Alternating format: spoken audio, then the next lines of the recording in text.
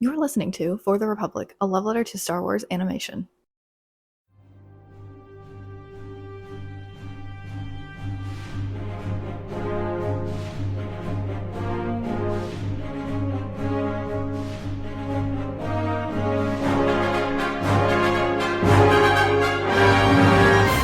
Hello there. Hello, everyone, and welcome back to For the Republic, a love letter to Star Wars animation. We are here to talk about Star Wars Tales of the Underworld. It is our third season of this Tales anthology series. Andrew and Conor are back here. Donovan could not be here today. He sends his regards, but we are joined by a very special guest once again. Anytime we talk about Asajj Ventress on this show, we have to have the one and only Catrina Dennis on. How are you doing?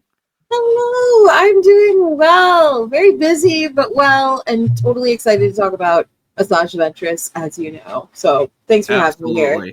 So we are going to be, like we've done with Tales of the Jedi and Tales of the Empire, we'll be doing two different discussions here. So our first one will be about the Ventress episodes, and then we will be talking about the Cad Bane episodes as well. A lot to discuss here. Before we get into the Ventress episodes proper, these did drop on May the 4th. Which has kind of become a little semi-tradition the last 2 years. Conor, I know you just watched these episodes about 2 hours before we recorded, but how did you plan something out because you knew it was going to be Ventress on May the 4th? Like, what was your May the 4th like this year, and how did Tales of the Underworld work into that?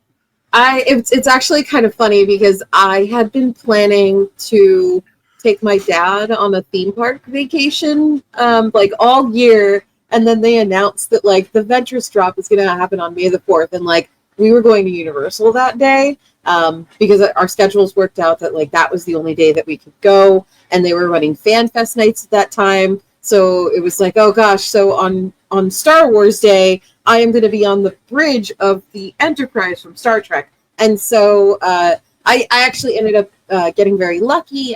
The PR team at Star Wars reached out to me and sent me the episodes early, so I was able to watch all of them ahead of the vacation. Yeah. And then I just scheduled a bunch of stuff for the 4th because I would be out, taking care of my dad and stuff. And it was great. It was very funny because when I watched the episodes, it's only me. I'm not allowed to share the episodes. So I was downstairs. I live in a townhouse with my partner, and he was upstairs doing his day job work. And just throughout his workday, all of these weird sounds were coming from downstairs. So I was just oh my god!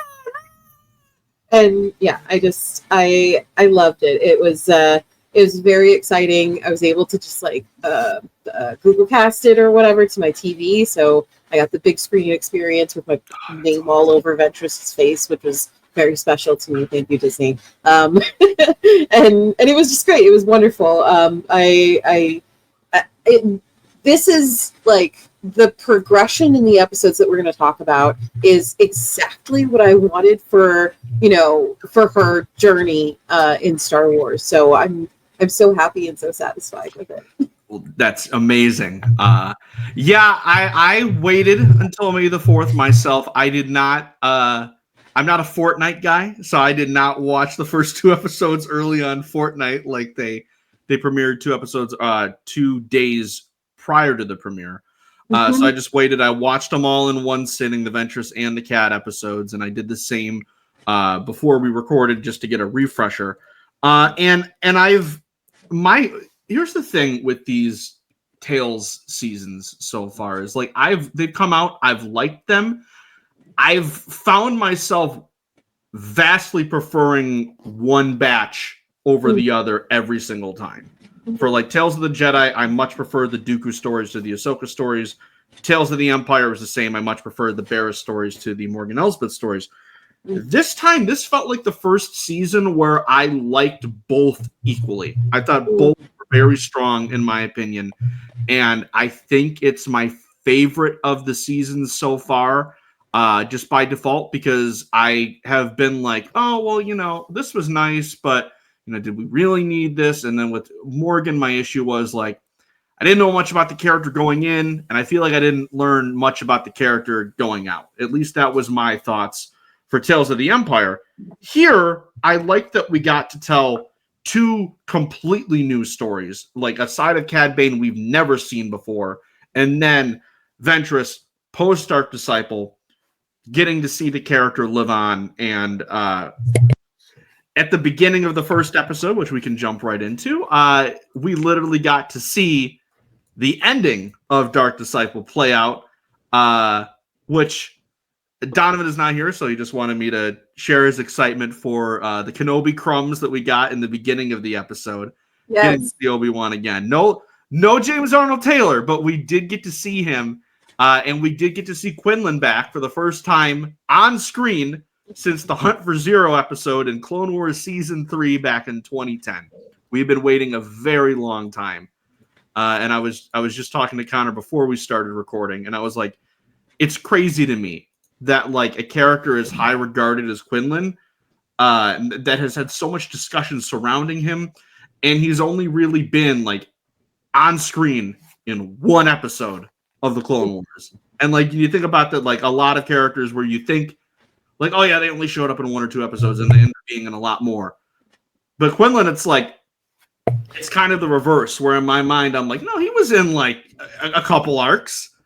And then he was in the one, and the big arc he was going to be in never got made because the show got canceled, and that turned into Dark Disciple. So because you're the Ventress super fan, what were your thoughts on how they adapted this scene and where it went from there, getting to see Ventress's revival and getting to see her, how she returned from the dead? Because we've been wondering, are they going to adapt that? And then when they found out, when they shared the episode at Celebration, we found out that, yes, they are going to be showing what happens after Dark Disciple.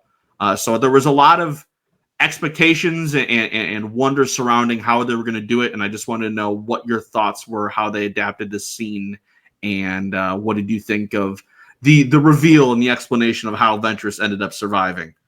Well, let me first note everything you said about Quinlan is very true. And I feel like, so for one, we were robbed of this incredible opportunity to see a Jedi Knight exclusively as a romantic male lead, which is something that, like, yeah, you know, like Anakin was sort of that. And like, yeah, we've had a little like romance here and there with like Han and Leia. They were like my first OTP. But like, Quinlan's role in Dark Disciple is primarily being the romantic male lead, and I have always been a little bitter about like that not occurring in Star Wars, because to me that's very like revolutionary, especially for a male role.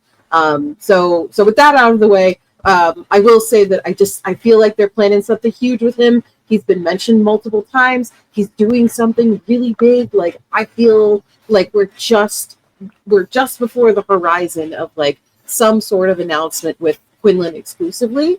But moving on from that, yes, I was so excited to see Obi-Wan in this scene. When I found out that they were going to do like the very end of Dark Disciple, it was really important to me that both Quinlan and Obi-Wan were there in that scene still.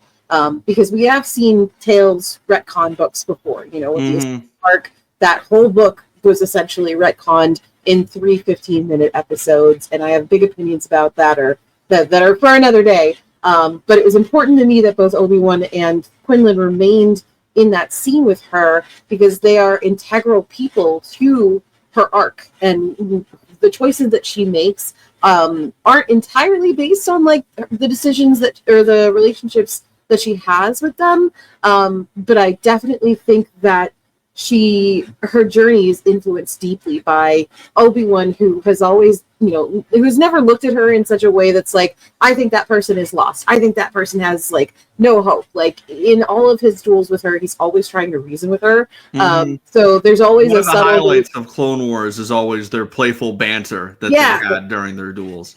The playful banter, like I remember every detail of Ventress's life ever. So like, there's a scene where, you know, she shows up, it's right after Dooku abandons her, she's crash landed her ship, Anakin throws an insult at her, and Obi-Wan starts with like, you're not looking too good, and he's genuinely worried, and then Anakin's like, haha, she never does, and he, like, it's like, dude, she's deeply injured. Can you like calm down for a moment? And that's just the kind of dynamic that they have, because Obi-Wan cares about people, and I think that he can see the good in her. So all that is to say that I'm very glad that both of them were there, because they were essentially like two of the only people that believed in her path. And yeah, I was so excited to get more Dathomir. I know that you said you didn't get a lot from the Morgan Elsbeth episodes, and I agree on, especially when it comes to her character. That first episode, though, is unreal. The Dathomir lore from those episodes, the things, like, we got 45 minutes, but it built out what Dathomir is and who is there, and like the fact that there are different factions of Night Sisters and different cultures on that planet made it so much more interesting than it was before. And so I was really, really pleased with that part of Tales of the Empire. But I was also excited to see, like, this scene is so quick, but it is a depiction of the burial rites of a Night Sister of that clan. And so Ventress is wrapped to her culture standards. She has a veil on, and we get that shot of Quinlan carrying her. That's been a Dave Filoni sketch for like almost 20 years. And so it was amazing. I like started crying because it's such an emotional scene. And I think that both the performance of the actors and the performance of the animators in this scene made it so impactful that, like, as much as I would like to see Dark Disciple animated, like, it told me what I needed to know, and it gave me the visceral reaction I needed. And so I thought it was wonderful. And as far as like how she came back goes, like, this is exactly what I've been saying for years. She's a magic witch buried in a magic lake on her magic home planet, where her magic witch coven specializes in raising the dead. Like, it was never a mysterious explanation to me when Ventress came back in Bad Batch. I was like, yeah, of course she would. Like they threw her in a lake, like, which it was magic, and anyway. So I expected that. I did not expect the deal with Talzin, but what do you take from that? Because I'm still 2 watches in. I'm like, is that the reason why she is like not joining the path? Like, is there a thing where if she sees Quinlan or if she meets with Quinlan, is that when, like, oh, okay, the deal's up, like, you're returning to the land of the dead now? Like, is that what that is? Like, how do you take that? How do you interpret that? Yeah, that kind of feels like it, you know? And some folks have theorized that, like, oh, if she meets him, he's going to die or something like that. But I think that it's on Ventress, you know? Like, if she goes and tries to connect with him, the spell or the agreement or the contract that she has with Talzin is over, and she returns to the dead. And the reason I think that is because she had to make a very hard decision when she decided to come back, which, you know, she let go of her love. And, like, I have joked on Twitter, on Blue Sky, that it's like, it's not that big of a deal. Like, if I had the choice to come back from the dead or go back to a guy I dated for 3 months, I would obviously choose coming back from the dead. But I think there's a very specific point to make here about why Ventress made that choice, because I feel like she is getting this opportunity that so many characters who get redeemed in Star Wars don't get. Like, they're good for 5 minutes and then they die. But she has this opportunity to atone for her actions, to really have a full and complete redemption. And I feel like what she's thinking in that moment is like, the work isn't done. I haven't done enough to change the world for the better after I made it worse, you know? And so that's why I think she comes back. And then also I think there's, of course, an inkling of, like, I got to find out if Quinlan's still alive and if he's okay, to make sure that my sacrifice wasn't for nothing, you know? And so I think that, you know, later in the episodes, that's why when Quinlan Vos, his name is mentioned, her ears don't perk up because she's like, oh, I want to go back to him. It's, oh my God, he's alive. Thank God. Like, thank goodness that was all for, you know, he not only did my sacrifice save his life in that moment, he also survived Order 66, and now he's doing all this good work to save all of these people. So her death was not for nothing, you know? Yeah. And those are all of my big feelings about that scene. It's just like, I think it's very well put together. Absolutely. Yeah, I mean, I agree with you that I think something big is coming with Quinlan. They've been teasing it for 3 years now, like literally weeks into us starting this podcast. When Kenobi started, they got that mention in it was a part 3 or part 4 of that series. Quinlan was here, and we're like, Quinlan Vos, like what? Yep. And like it was so good seeing him again, and the updated model looked so good. So I'm just like, we have been theorizing before we knew Maul Shadow Lord was happening. We were like theorizing, okay, the next show has to be Ventress in some capacity. I think when we had you on for the Bad Batch, we were saying that exact same thing of it's got to be something with Ventress, and I still think she's in that series in some capacity. However, I feel like the term backdoor pilot has been thrown around quite a few times for these Ventress episodes with Ventress and Lyco. I feel like we're getting something, whether that's in Maul or it's its own proper show in the future. But like I said, all these mentions, what we've been saying, Quinlan's going to show up again at some point, and this story that they're telling with him and Ventress just, in my opinion, there's no way it's over just yet.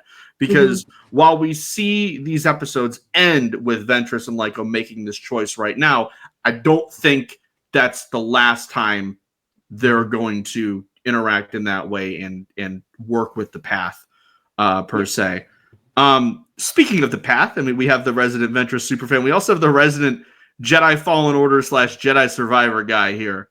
So what were your thoughts on how big of a role the path played in these Ventress episodes, and kind of the story they told of working towards finding the path, and how did you think it played out compared to what we've seen in Survivor and Kenobi before this? It makes sense. I mean, I don't really have much else to add besides that. Like, I thought it made sense. It's just one thing I wanted to talk about regarding the opening scene, which I will say this. I have not finished Dark Disciple. I have started like 3 pages of it, and I'm like, oh yeah, I'll read this. And I never got to it, and then I never got around to it because I'm a slow reader. It takes me like years to finish books. It's bad. And so legit, the only thing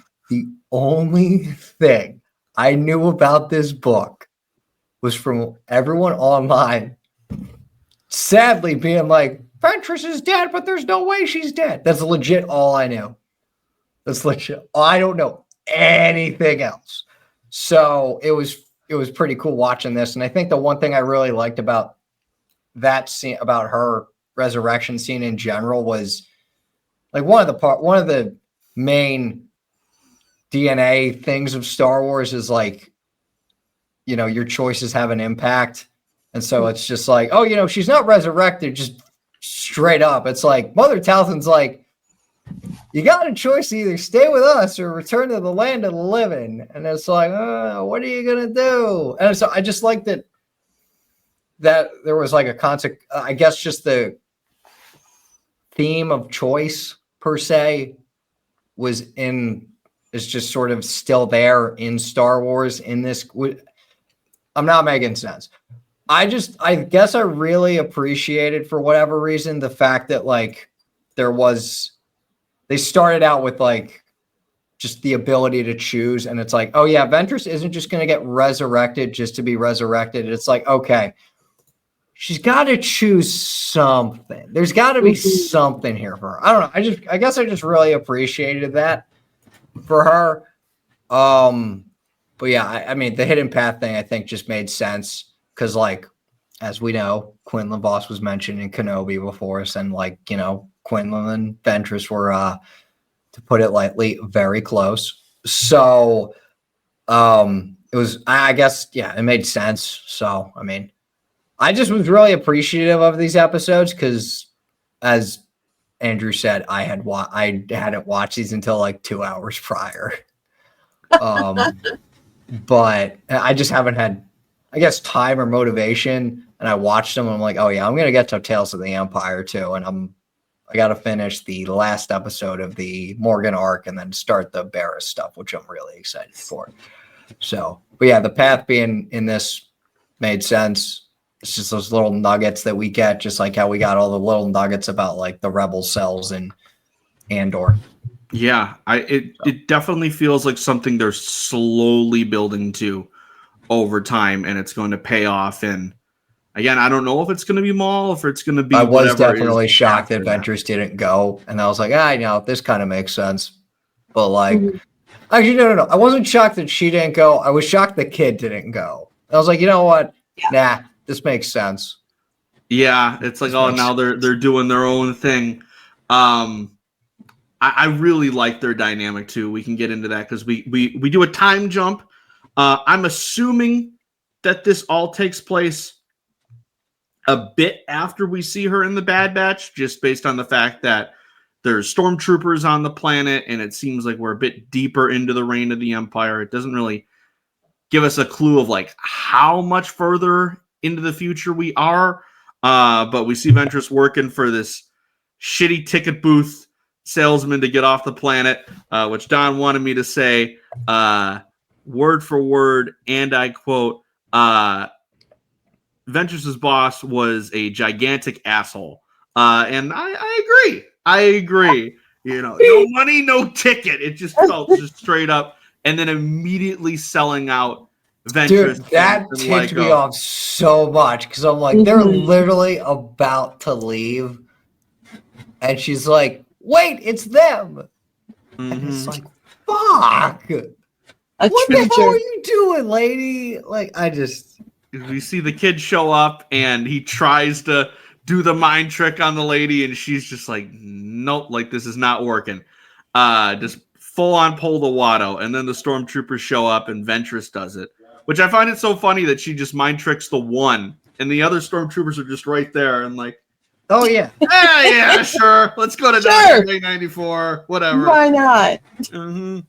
And then she immediately sells them out, and we go on like a wild goose chase for the rest of the episode, which leads us into a new, if I had a nickel for every time a Tales anthology series introduced a cool new Inquisitor design only for them to die 5 minutes later, I'd have 2 nickels, which isn't a lot, but it's crazy that it's happened twice. Yeah. This was such a cool design, though.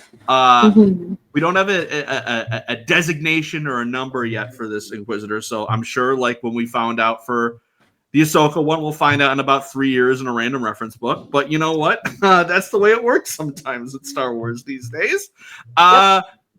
This was really cool, though. And I love that the fight started silently, and you just saw the power of this Inquisitor by him just literally just throwing Lyco around. And but then once he makes the recognition, and it's like, oh, you don't fight like a Jedi. And it's like, I know who you are. You should have stayed dead. I love that line. That was so good. Cool, I was like, damn. Oh, I like that buddy. Too. It's a really nice way to, make sure that hopefully the Emperor does not find out that she is alive. Because she was under his thumb, essentially. And I have a lot of really fun fan theories about what the Emperor thought of Ventress, but it's good to stay under the radar. What I will say about, because I am a little fact machine who loves being neurodivergent about this, the boss that Ventress had is actually voiced by the same voice actress as Mika Gray from The Resistance. Her name is Tootie Roche, and Mika Gray was originally created because they needed a Ventress-like character in Resistance, and they were like, well, she's dead, so we have to create this Force archaeologist or whatever, and lo and behold, now Ventress is back, and it was very funny to see her, essentially say screw off to that character, that is to, and then run off. Parallel there. I love that a lot. I feel like that might have been intentional too. They're like, hey, we're gonna connect the dots here. I thought it was a good cameo. I will find so funny if, down the line we see Ventress doing that same thing of collecting artifacts. It's like, all right, so we're just completely doing that character now, but we're gonna actually have it be Ventress this time. I just find that so fascinating that I remember reading that as Resistance was airing, like, hey, this character was going to be Ventress.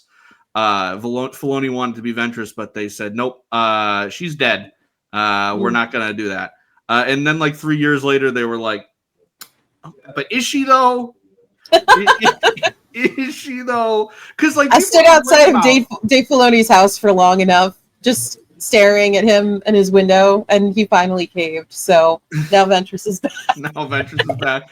Because people are like, oh, Dave retconning books again. I'm like, I mean, technically this was going to be a Clone Wars episode. So like, yeah. he can do whatever he wants with it because it's his. Well, I mean, it was George and Katie Lucas and Dave, but like, the point remains, it's not like he was retconning someone else's work. It's like, yeah, this was the show he worked on. If he feels, yeah, we can bring Ventress back, we can bring Ventress back. And I'm glad that they finally. I mean, we don't need to have a concrete answer for everything in Star Wars. Like, if they just had these shorts, because they kind of like had a wink and a nod to it in the Bad Batch. We had these shorts and we didn't see anything, I would have been like, cool, fine. I would have been like a little bit like, I mean, they could have shown it, but I wouldn't have been like too mad about it. But I like the fact that they were just like, we're going to rip the Band-Aid off right away. It's going to be a scene you're familiar with. You're going to see the direct aftermath of that and see, hey, this is how she's back. Here you go. Hope you like it. And then, like I said, we got this really cool fight scene. Ventress dual wielding the blue and the yellow blade looked so good. So cool. The color combination and everything, it looked awesome. And then she is kind of knocked out. The Inquisitor uses the Force to like blow her lightsaber away, and then Lyco comes in, double stab in the back, and that dude's dead. So again, it was I really liked this the first time I watched it. Watching it back, I was like, this is a really cool scene. And they were able to get on that shuttle and get out of there. And then we had that closing line, because throughout the whole episode, Lyco was like, oh, you must be one great Jedi. Not exactly, kid. Yeah. And then she just straight up was like, oh yeah, I probably killed a lot of people, you know. I was Dooku's lead assassin.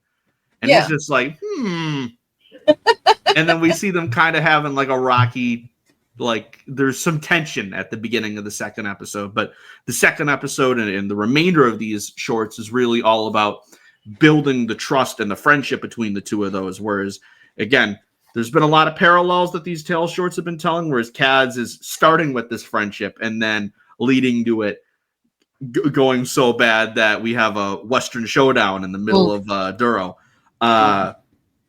But what did you guys think of Lyco as a character? Because I really like this kid on second watch. Like, I just think he fits right in.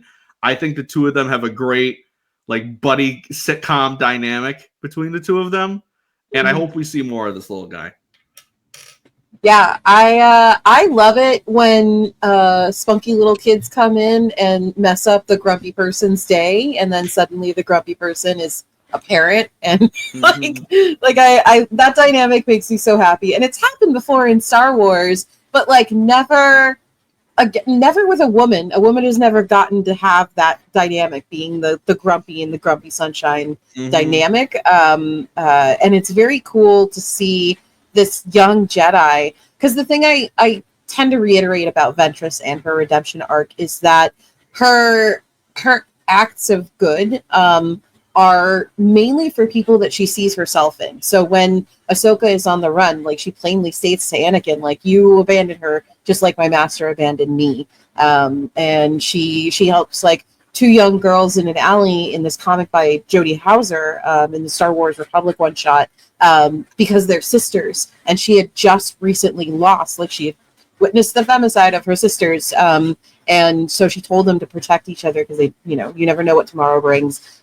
She does that again for Omega, who is this Force-sensitive child in a very tumultuous time who could so easily fall into the Emperor's hands and fall into the hands of the dark side. And so I think that, part of Ventress's like her path, if you will, is to just continue doing that. And I'm wondering if like these episodes are kind of hinting at she can't reunite with Quinlan, but maybe in some way she could be a fulcrum to the path. Like she could help but never reveal to Quinlan that it's her, and she, the curse of her existence is essentially to continue her whole life knowing that she's never going to be able to see Quinlan again. She's never going to reunite with the person that she loves. She's probably going to witness him fall in love with someone else and continue his life.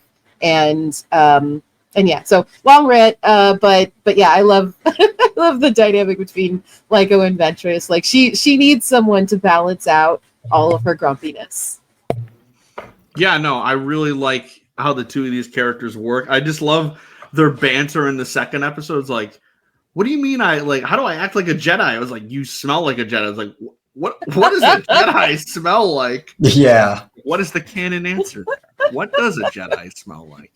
Mm-hmm. I want to know how they did during the Acolyte, they did those cooking video shorts on YouTube for the noodles and stuff. I want them to do that for this. What does a Jedi smell like? And then just making a Jedi cologne. Yes, a new line of Jedi clothes. Well, it's like I don't know if this is everyone's experience, but your parents' house has a specific smell, and when you receive something from your parents' house, you know what it smells like, or So I'm assuming that the Jedi temples have a certain smell to them, and all of the Jedi thusly smell like that. Asajj does sound like a good name for a perfume or a cologne. So Asajj. I think we gotta get on that. There we go. Mm-hmm. But this second episode, we get reintroduced to two characters from the Clone Wars. We get reintroduced to Latts. Was it Latts Razzi or Latts Razzi? Latts Razzi. And the droid, the badass droid, which I was talking to Conor. I was like, yeah, they are in the Clone Wars. And I'm like, we're going to get to that in about I didn't know. I forgot years. the droid was.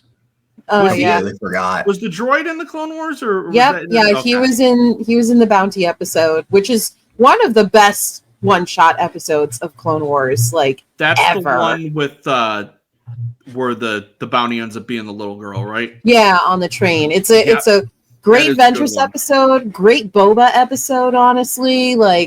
I think that is core to if you watch nothing else from the Clone Wars, watch Bounty, and suddenly your experience with the Book of Boba Fett is going to change radically, and it'll lend a lot to and Pluma Sodi, who was the little girl that Ventress and Boba tried to save. She is.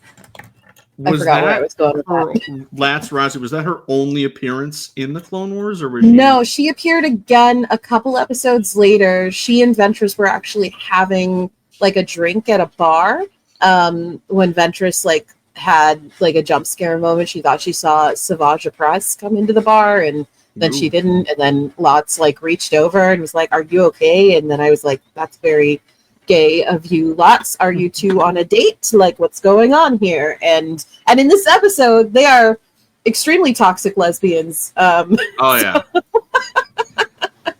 I love that. Every significant other tries to sell each other out to the Empire every now and then. Well, you're bounty hunters. Yeah, that's friendship in Bounty Hunter. Every once in a while, you just put your friend in mortal peril. I feel how many episodes of Clone Wars are there where one of the bounty hunters betrays the other one, and then they're working together the next time you see them. Yeah, it just happens all the time. Just it's bros being bros. If your friend and bounty hunter has not betrayed you at least once, are you really friends? Well, that's actually the it's fitting that is the name of this episode is Friends, because and Lyco brings it up several times of I thought these were your friends. Because there's another great line. It's oh yeah, if anything happens, we'll kill them. He's like, yeah, okay. Wait, what? He just kind of just late for him. I think he's got a lot of great moments in this episode, and just him, according to Ventress, just completely standing out in just the worst way of when the droid takes out that giant hulking creature in the middle of. I don't know if this planet was Dayu from Kenobi, but it felt very. That was my Dayu first thought. I saw all the bright lights and everything, and I'm like, this feels like Dayu. Yeah. But like we get there, we see it's a seedy underworld planet, and when we get introduced to Rats and the droid again, and he's just like, oh, it's so sad, and Lyco's just like, yeah, loss of life is always sad. It's like, no, I mean he was worth more when he was alive, and then they immediately are onto him when he just starts like spewing random facts about Venators and dude, you're a Jedi. Like no one else would know that. So you're definitely a Jedi. And then they start to try and sow these seeds of distrust in his mind about Ventress. You can't trust her. She's dangerous. You know, she used to be. You know who she used to be. And then that just becomes the theme of this episode, surrounding the growing trust between the two of them as they go and pull this heist on this Imperial shipyard. And I think it all leads to a great moment in the third episode, because for all this talk about Ventress, not having friends, when she finally is in the third episode, like, he's my friend to the, Space Confederate man. Voiced by Tony Amendola, who was the voice of Eno Cordova, which I clocked pretty damn immediately. I heard the voice and I'm like, that's Eno Cordova's voice. Who the fuck is this guy? Like, it was like 2 words, and I was like, I know that guy. So, but that was another thing. I think that's just another thing I really appreciate about post Clone Wars stories, is seeing like veterans of the war, like what they're up to after. And I think it's just interesting because we've mainly seen that from the clone perspective, from the Republic perspective, not so much the Separatist perspective. So it was really cool seeing an old grizzled Separatist veteran living out a farm life. And not only living out a farm life, but someone who was pretty decorated, apparently, and knew Ventress. Yeah. She immediately calls her Lady Ventress. And there's again, it was the title of the episode, but like, oh, I know you from one warrior to another. And it just great, like, setup, like, which I noticed on the second watch, of just them walking this house, just the lawn adorned with battle droids everywhere. Yeah. I'm just like, this dude's literally a conspiracy theorist just in Star Wars. And I've really enjoyed how the Bad Batch in particular handled the recontextualization of the Clone Wars and of the Separatists, where we had a few episodes just focusing on Separatist characters and them realizing, hey, we all got played here. Maybe we're not as dissimilar as we think. But they have that the grandfather has that line of, oh, our side was right. It turns out our side was right. And Ventress just says, no, both sides got it wrong. Both sides got played by the end by, Big Bad Sheev. But I do really like how these episodes tackled Ventress's past and like full on addressed how certain characters view her as a former Sith assassin, because we see Lyco react to it, and then we see Latts kind of sow this distrust into him because, like, hey, like, this is who she used to be, kid. Like, I think the wording was, oh, she only helps people when it's in her best interest. And then we see this Separatist veteran who reacts in a completely different way. Like, no, like, you're a war hero. Like, yeah, you are. Please get in my house. We'll give you all the water we can. Sorry, my granddaughter shot you. But like, I really liked how these episodes tackled that and didn't ignore the fact that, yeah, she's on the light side now, but she did do a bunch of awful things during the Clone Wars. Yeah. Which I feel like when characters have been redeemed, we've seen resistance from other characters. I think Crosshair's redemption was, I think, the one that did this the best, where we had several clone characters and members of the batch just be very like, I know what you did. Like, we can't just forgive that right away. Well, but I think it's nice. Oh, sorry. Well, because all I was going to say is there are some people that were I believe still think that, say Anakin lived past Return of the Jedi. I think there are some people that would have just been like, oh yeah, he was just going to walk back in and just like, hey guys, I'm good again. Anakin Skywalker back here. Like, there are just some people that I think once characters get redeemed, they just think, oh, everything's good now. I like when stories of redemption happen and you get to see the slow burn of regaining that trust and atoning for the awful stuff that you did in the past and becoming a better person, which I think Star Wars is, when they have handled redemption arcs, it's been done to varying success.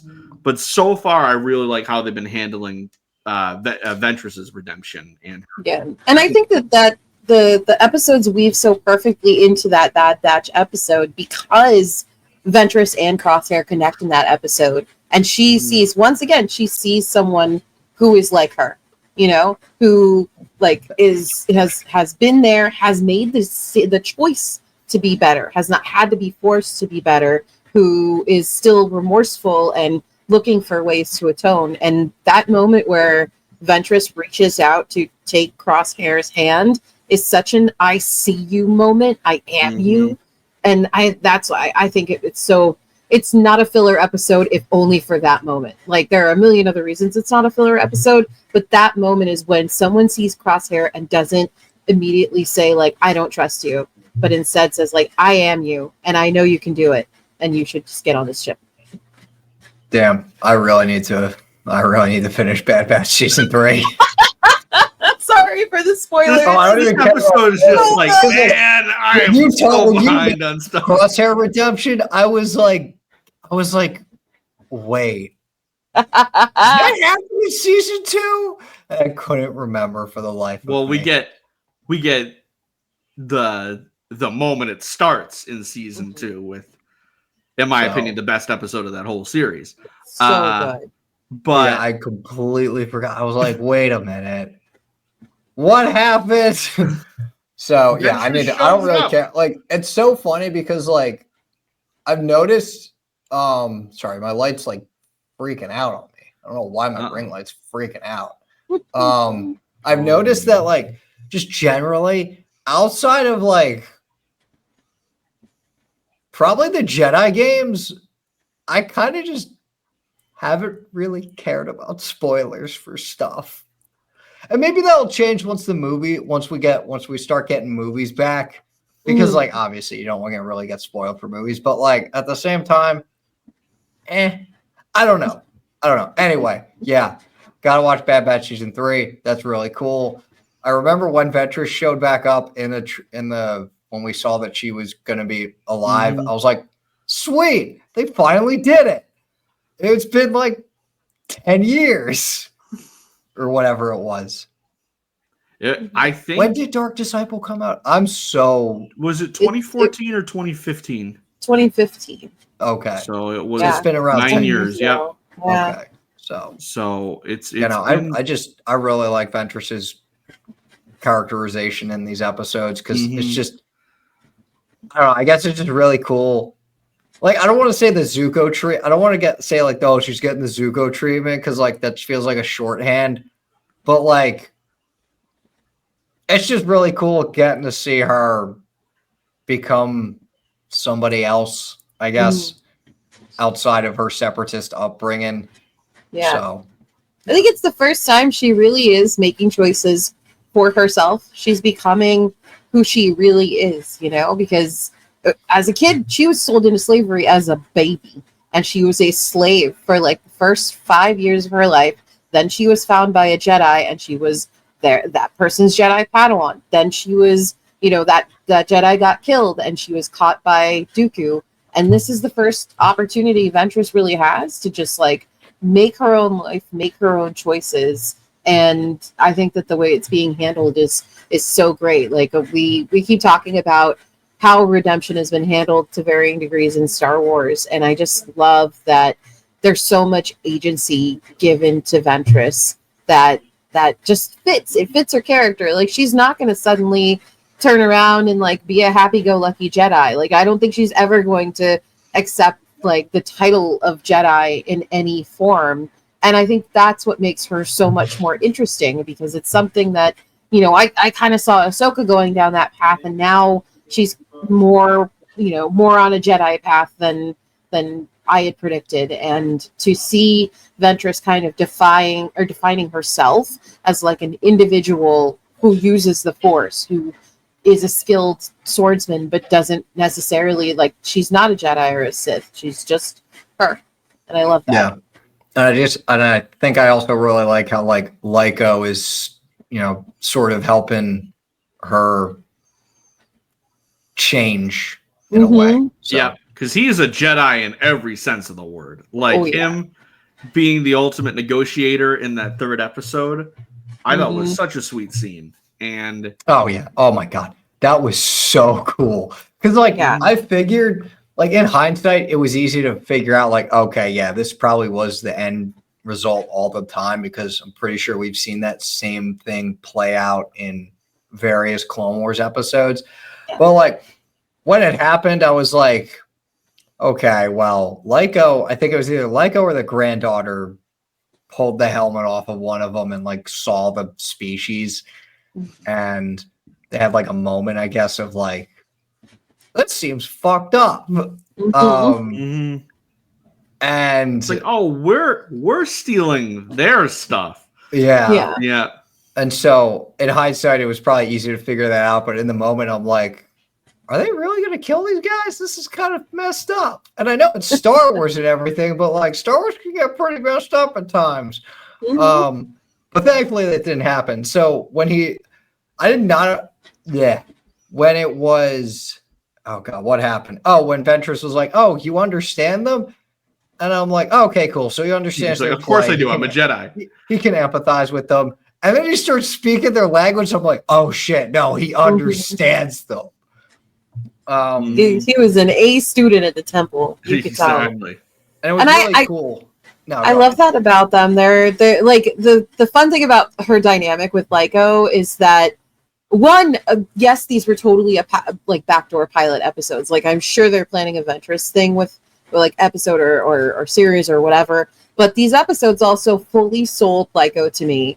Like I absolutely want to see more of him. He is so interesting, and I love the idea of like somebody being like right behind Ventress and like in her ear, like, you're a good person. I see you. You did a good thing. And then she's like, get off of me.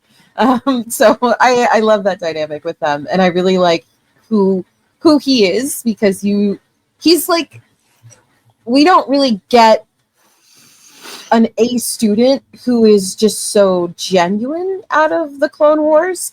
But he was so young when Order 66 happened that I don't think he had, all the messed up stuff that most child soldiers have during the Clone Wars, like he didn't have to go through all of it. Of course, he went through the trauma of Order 66, but like, I doubt he fought that war, Yeah.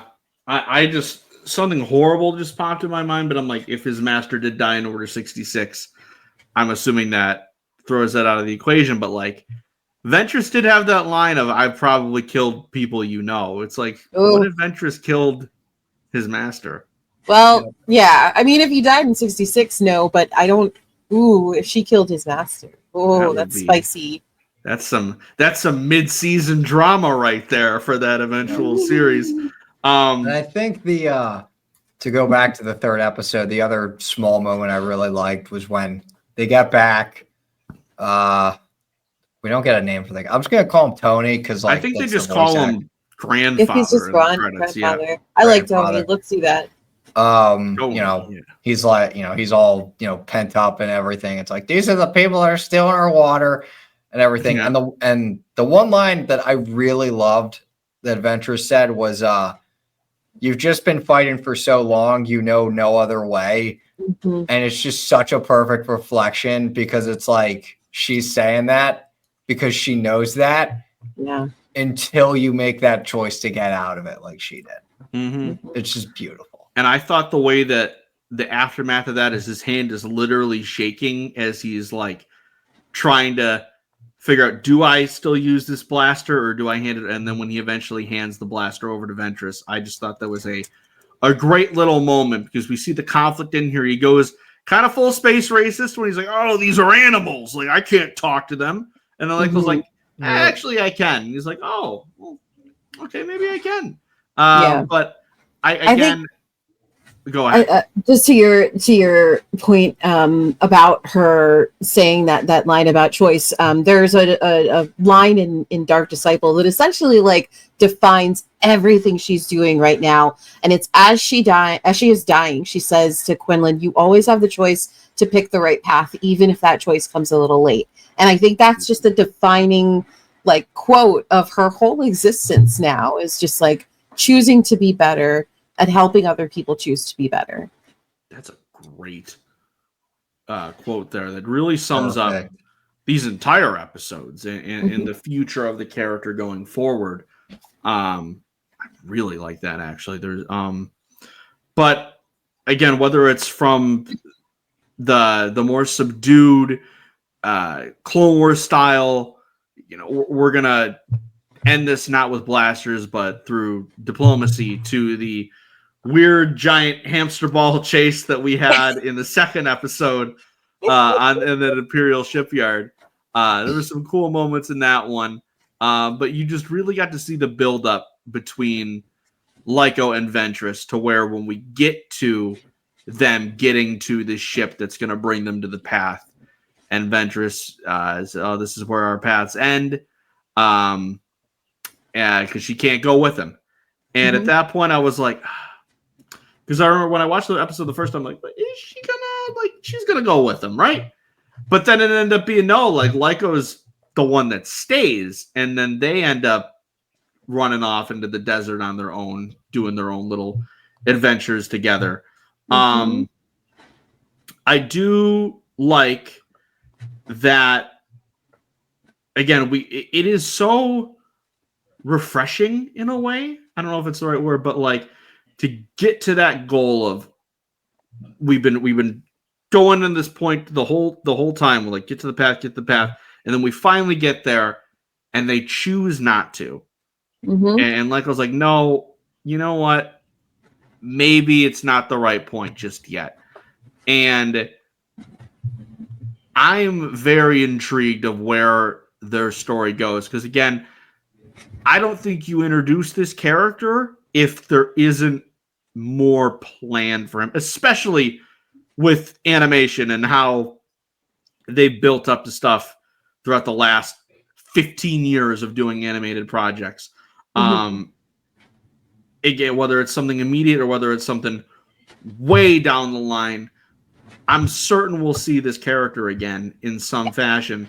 Because again, like, these are Ventress's episodes, but what I liked a lot about Tales of the Underworld is they could very well be just as much Lyco's episodes, just like Nero's could just as much be Cad's episodes, where it tells these two parallel stories, and to have him be such a focus of these episodes and not like be like, oh, well, I wish we got more Ventress. Like, I feel like they nailed the balance there of like, well, no, I want to see more of these characters together. And I think like you said, I think this is a dynamic that people are really enjoying, and it's the perfect thing for Ventress right now. And I'm sure if it doesn't get an animated series, it's going to fuel 1,000 fan stories. So there's going to be something in the future. I will say this about why I think the reason I like Ventress and Lyco's dynamic is because I was not the only person to have written and drawn like ideas of Ventress living to very old age and like Ray discovering her and training with her, because I feel like the dynamic would be very similar between her and Ray. Someone who can still take those jabs at her and still kind of see and be that person who's like, you're a good person. So I'm glad that we didn't have to wait till Ventress was 82 years old to get that. I'm glad that she has that with Lyco. And, you know, there is the possibility that that does happen someday. You know, the force is infinite. So Exactly. No one's ever really gone is Mhm. a great way to describe that. But yeah, as a whole, I really enjoyed these episodes, and I do hope it's like we said, it leads to something more with Ventress, Mhm. because this in no way feels like a farewell or like a definitive end for the character's story. It feels like this is the beginning of a new journey. And I hope that's the case. I hope that it's something that we get to soon. I don't think we're going to get like two ongoing animated shows at the same time, but I do definitely feel like Ventress is going to have a presence in the small show, because I just think it makes sense. Like there's just like the intrigue of having Ventress go against Maul, and them interact in a post Clone Wars setting. I think it's something that's too intriguing to pass up. So I think we're going to be getting more of the characters soon. But before we move on to our second batch of episodes, what were your overall final thoughts as the resident Ventress fan here of how you feel this added to her character, and just your overall thoughts on the episodes as a whole? Yeah, I was so satisfied. I was so happy. Like I've said multiple times, like this was the arc I was hoping for, not to the letter or whatever, but like I was hoping for an arc where she has like a Padawan of sorts, an arc where she has to start making decisions by herself. As much as I love the romance between her and Quinlan, I wanted to see Ventress on her own, actively choosing to be better without someone else, you know, making that choice for her or influencing that choice really, simply because they were good. And like it just felt so natural. It felt like such a wonderful love letter to her character and the purpose of her character and where she was going, and it made me more excited for whatever future plans they have for Ventress. So it's great, and it looked beautiful. Like these were, as all the Tales episodes are, these were gorgeous to look at, and I was very excited to see the familiar faces that we did see return. And I think that, you know, these episodes are a huge springboard, not just for Ventress, but for the path for Quinlan, and for greater stories throughout the galaxy. So Absolutely. Conor, any last thoughts before we move to Mr. Bane? I really just thought these episodes were great in terms of the character stuff we got from Ventress and her journey. So, yeah. Absolutely. All right. So thank you all for joining us for our Tales of the Underworld Asajj Ventress discussion. We'll be back in probably a day or two to talk about Cad Bane's episode. So we'll see you then.